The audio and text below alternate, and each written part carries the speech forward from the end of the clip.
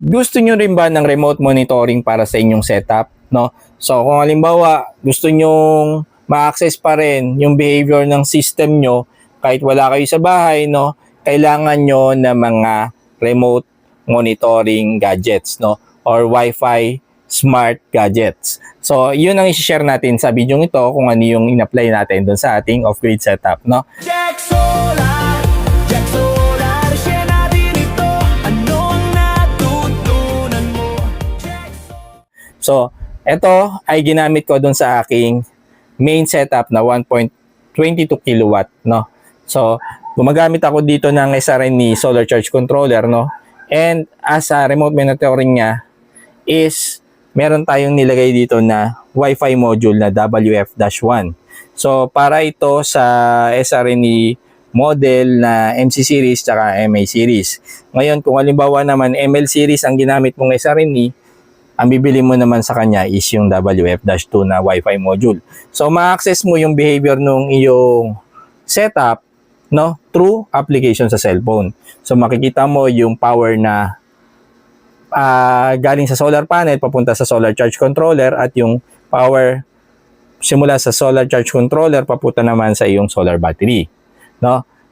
Ngayon, kung halimbawa naman gusto mong i-monitor is yung power sa battery papunta dun sa iyong mga load, mapa AC man yan or DC. So, ang i-recommend naman natin is itong ating tawag ko sa kanya DC meter lang, no? Pero ito ay electric energy meter nakalagay dito, no? Wi-Fi smart meter to, no? Ito yung DT20W.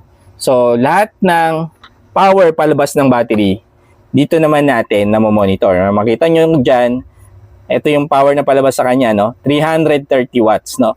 So, ngayon, ever since in-install ko siya, ito na yung energy consumption natin sa solar, no? 124.7 kilowatt hours. So, namomonitor ko sa kanya. So, meron din siyang application. So, yun, no? Remotely ma-access ko yung mga value niyan. Ngayon, kung halimbawa naman, sa inverter, no? Gusto ko i-monitor yung output nito, no? Yung load ko lang sa inverter alone or yung mga AC load. So, meron din tayong install na Wi-Fi smart meter sa kanya. Ito naman, guys, no? So, ito yung ating KWS302WF, no? So, namomonitor ko dito naman is lahat lang ng ating AC load. So, sa ngayon is 299 watts yung AC load natin. Pero makita nyo dito sa DT20W, 388 watts overall yung consumption natin. Pero dito around 302 lang, no? So, ibig sabihin yung difference nila is yung iba doon ay hindi AC load, kundi DC load naman yung ating nagko-consume ng power, no? So, as a summary, gumawa tayo ng simple flowchart sa kanya, no?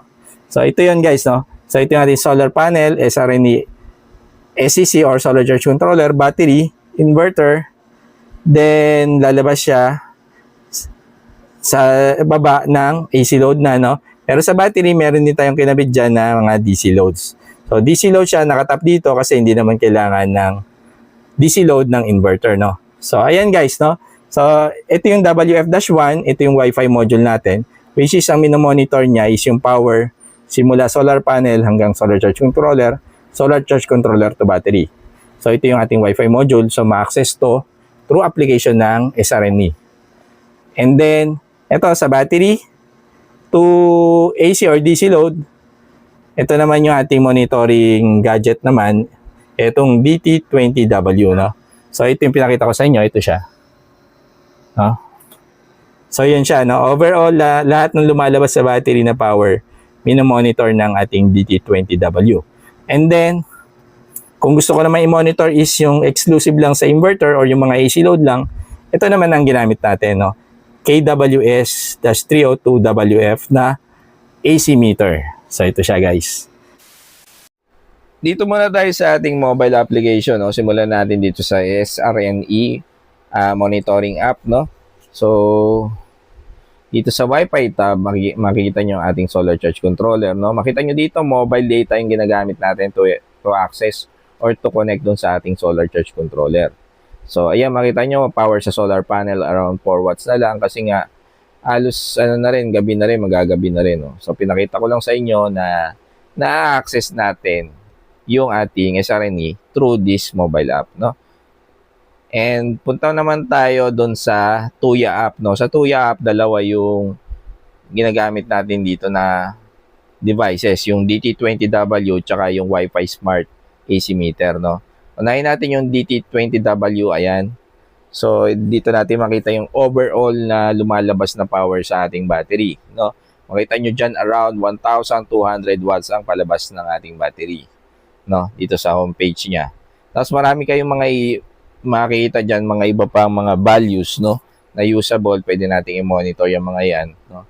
Ayan, may mga charts pa yan, no?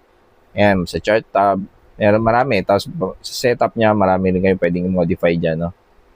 Tapos, switch naman tayo dun sa ating isa pa, no? Tuya pa rin siya, no? Dito, yung ating Wi-Fi smart meter for AC monitoring. Ayan, makita nyo yan, guys, no?